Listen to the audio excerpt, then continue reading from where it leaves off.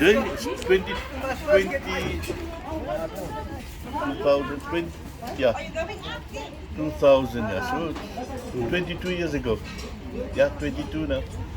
And I was the only person from Port Elizabeth, and the other group was from Cape Town. We flew from Cape Town, Singapore airline, and then to Jakarta. And when we got to Jakarta, there came a guy from the South African embassy with a small boat to say, South African embassy. Before we got to customs, so we said, I'm here to help you to go to customs. Where's your passport? So we collected all our passports, and he said, when I call your name, you just come through, then you go.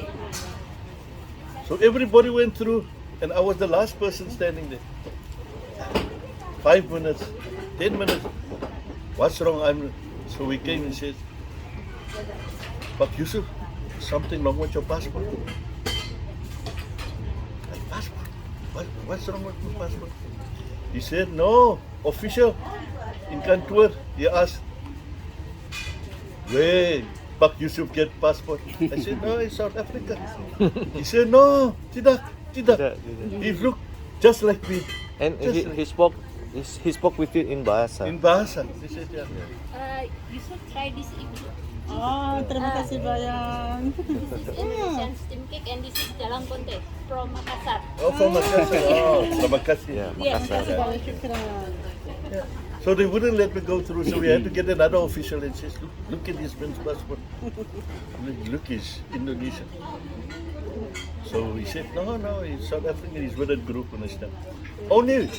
I only realized when I went through customs and I went out of the airport, oh, no wonder he didn't want to stamp my passport because that person looks like my brother. Oh, that's Looks my like you. Oh, his cousin. So I saw my own family just walking out to the airport.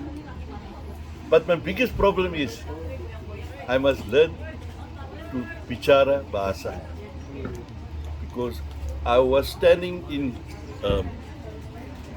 Mangga Dua.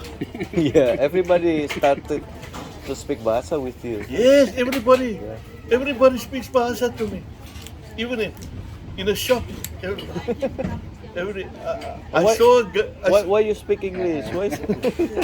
they couldn't understand. At Western there was a youngster.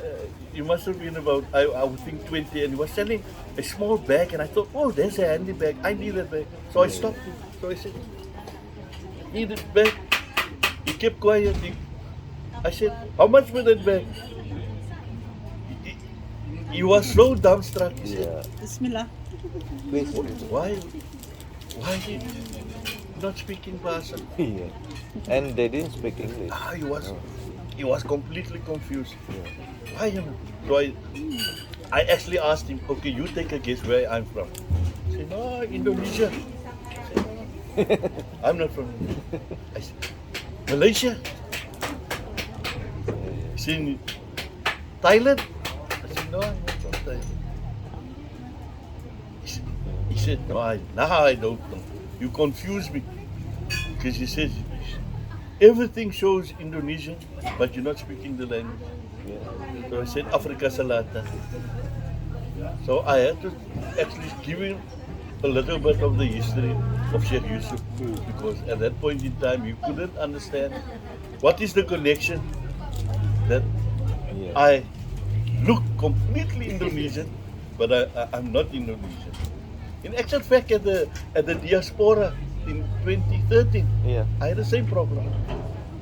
Ibu Sugi asked me to give a talk, a little bit talk on and one of the managers on the stage, and I had a batik shirt on, and I had a song called. Assalamualaikum. How are you? Assalamualaikum. Right? At the diaspora, Ibu Sugi asked me to on the stage to Yusuf, just speak a little bit about Port Elizabeth history. Because Sheikh Shakim spoke about Cape Town and Mr. Roda. So he said, US. And I think also my mistake was I had a batik shirt on and I had a song on. And I spoke English. And he was upset because he couldn't. Why? 90% of the majority of the people are speaking Bahasa. Yeah, the Indonesian gets up and is speaking English. So I found it, yeah, it's my biggest problem. It's okay. Okay. No, no, But yeah, thank you. minta maaf. Ah, so sorry.